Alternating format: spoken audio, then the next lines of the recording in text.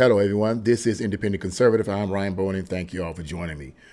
Before we get into this article, I want to just let you guys know that if you hear some loud noises in the background towards the side of me, particularly to my left, we've been having some serious wind problems here in the city of Cleveland. We are in a wind warning, so that's why you hear that loud wind noise, and I don't know how to actually edit that out. So just be advised about that. But what I want to talk about in this particular article is, some of you probably know this already, about a teacher, I believe is a teacher or a staff member, and one of the historically black college universities who took her life. And now the community, supposedly, according to this article I'm about to read, is calling for the resignation of the president, who is a white person. So you already know where this is going right off the bat. So we're going to get right into this article. But before I say that, I want my prayers go out to the family members who knew this female staff member, and it's so unfortunate that she took her life. But essentially, the article argues that the reason for her taking her life was because she was being bullied, basically, by this president, this white president of the historically black college university. So let's get right into this article. It's an unfortunate situation, but I have some questions to ask about this. Since the country is calling for the immediate resignation of the white president of an historically black university after one of its staff members died by suicide, reporting bullying from him. First things first, I want to point out, before I even go any further, this is a leftist article or a liberal article. So right off the bat, we know where it's going, because liberals tend to, make everything about race. It's always about race. If a white person is involved and a black person is involved, it's racial. Automatically, right? Automatically. And by the way, if you're liberal and you're watching this video, don't take it personal. Okay? I'm not attacking all liberals. I'm dealing with those liberals and the left that are in positions of authority. They are the ones that spin this agenda. They are the ones that spin this racist rhetoric. So I'm attacking them, because it's not true. All right? A lot of this stuff is not true. It's a lie. Anyway, let's go on. Dr. John Mosley, the president of Lincoln University in Jefferson City, has been placed on voluntary paid administration leave after Dr. Antoinette Bonnie, that's quote,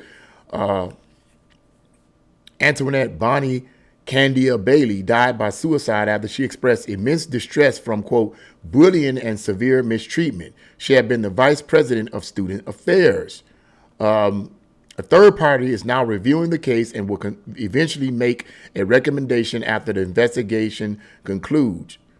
Reported at HBCU Buzz, a publication covering historically black colleges and universities.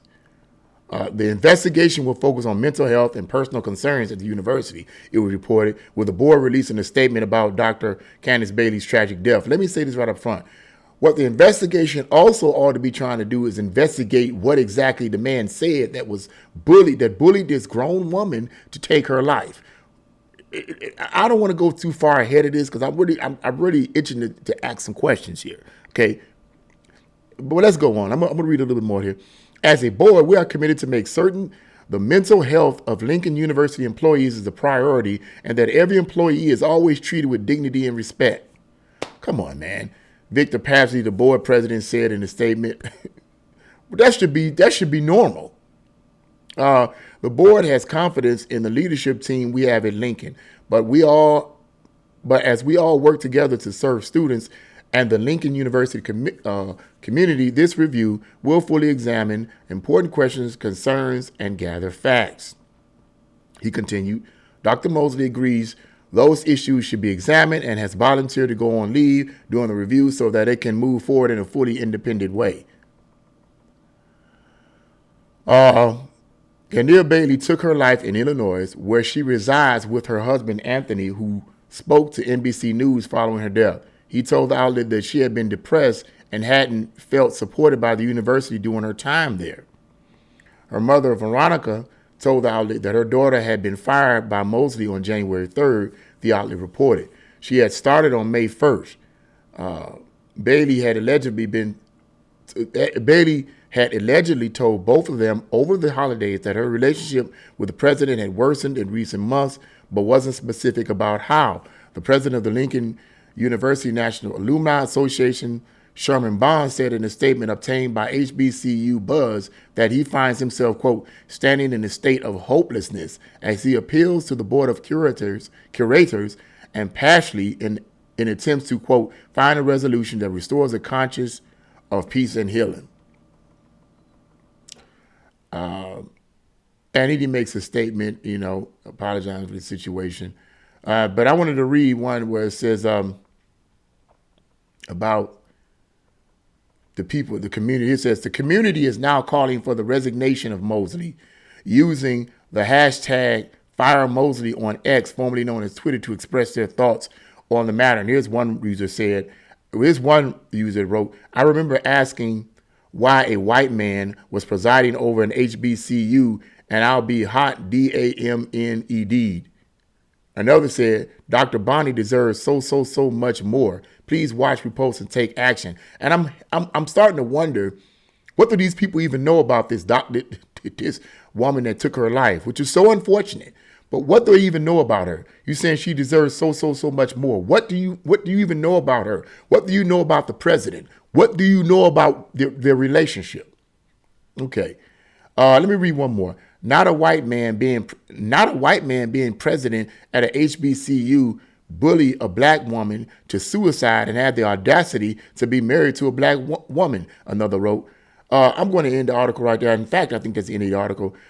It's always the same thing. People just going after what they feel and not getting the facts. Now, once again, let me express this so people don't get the wrong idea. And I know that one of my friends is watching this, so they won't probably think I'm being insensitive. My prayers go out to the family members of the deceased. It's an unfortunate situation that happened, and I wish it had never happened.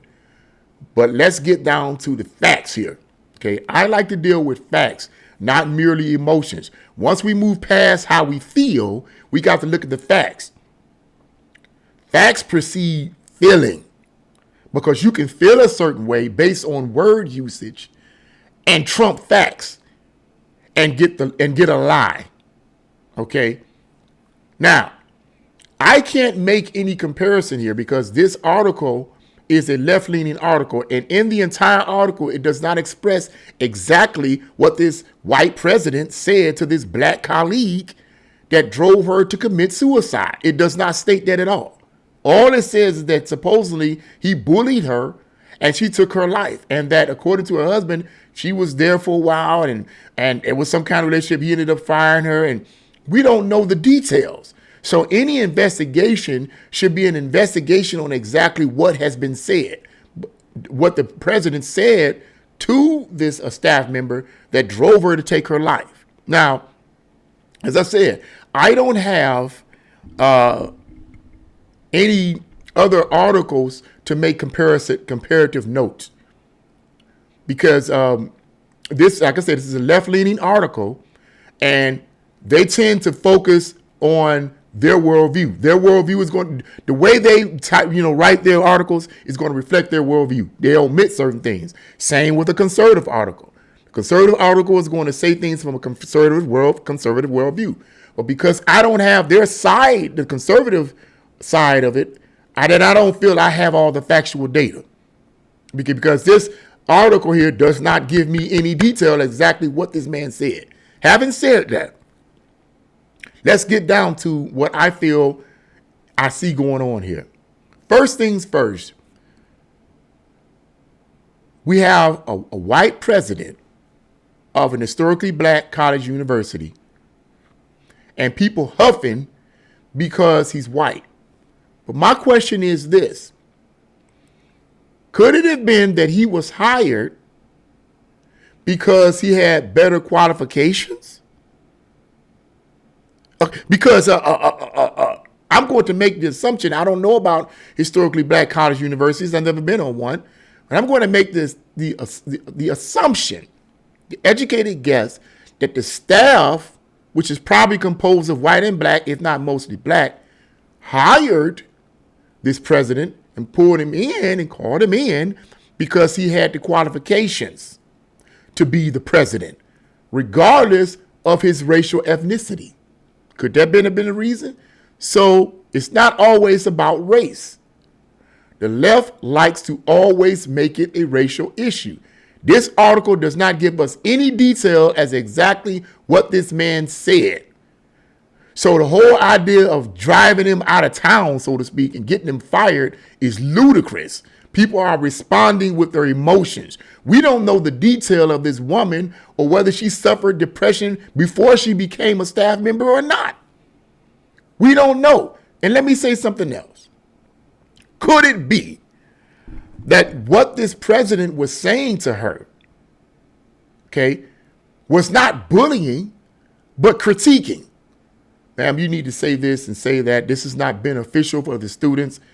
And it may not have been appealing to her, and that bothered her.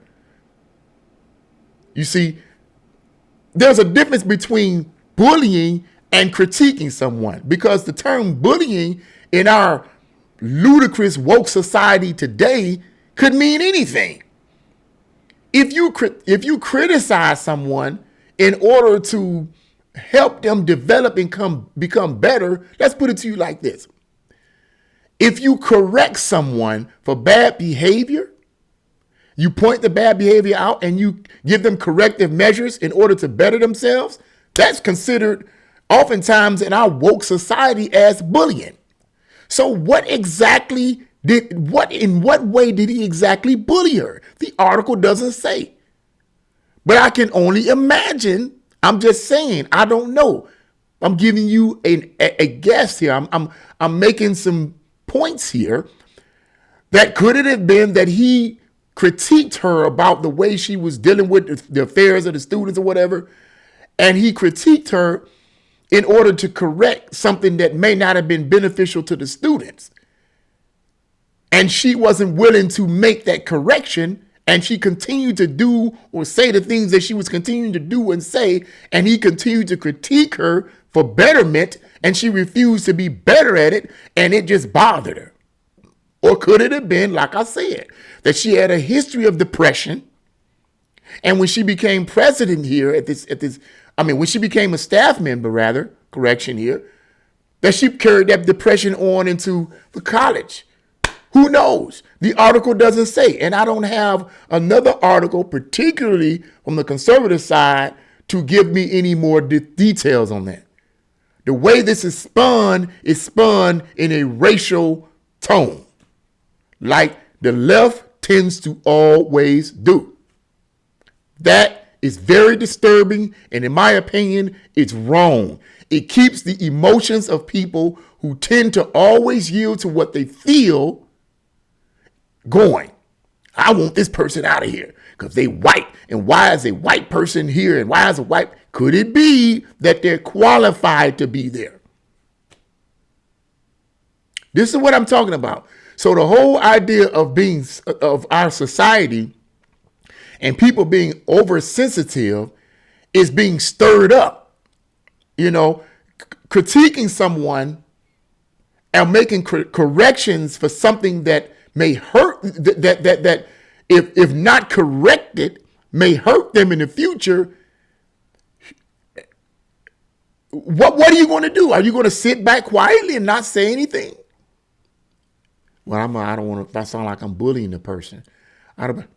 It's so sad that we live in a society like that everybody is so super sensitive that you can't even correct them. You can't even correct bad behavior. But it's interesting. The very ones that super sensitive are the very ones that always want to correct other people, especially me. People are always trying to correct me. Tell me how I should say something, how I should do something, how I should this, especially when I'm strong on certain issues. I'm not going to keep doing that. I watch what I say, I monitor what I say and how I say it, but certain things need to be said, period, bottom line. Aside from how people feel, certain things need to be said. Whether people agree with it or not, it's not the case. Just because somebody don't agree with it don't mean it's not right. You just don't agree with it. But if it's factual and it's true and it's right, it stands where it stands. Period. Bottom line. And that's how I see it. This situation here, once again, has been turned into a racial mumbo jumbo nonsense. A person has taken her life.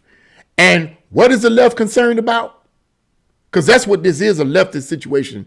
Oh, it's racial. It's racial. This man bullied her and drove. Now, I'm not saying he didn't bully her. I don't know. But that's the problem. I don't know, and neither does anyone else know. And the article doesn't tell us. It doesn't tell us. Because I guarantee you, if this president was black, this kind of pressure wouldn't be put on that president. And let me say something else, too, about historically black colleges, okay? And I'm paraphrasing the words of Dr. Thomas Sowell, okay? Now, if you got a beef about what I'm about, if somebody don't like what I'm about to say, I'm paraphrasing his words, okay? I'm quoting his words. Then take it up with Thomas Sowell, because he's a highly educated man, been around for decades.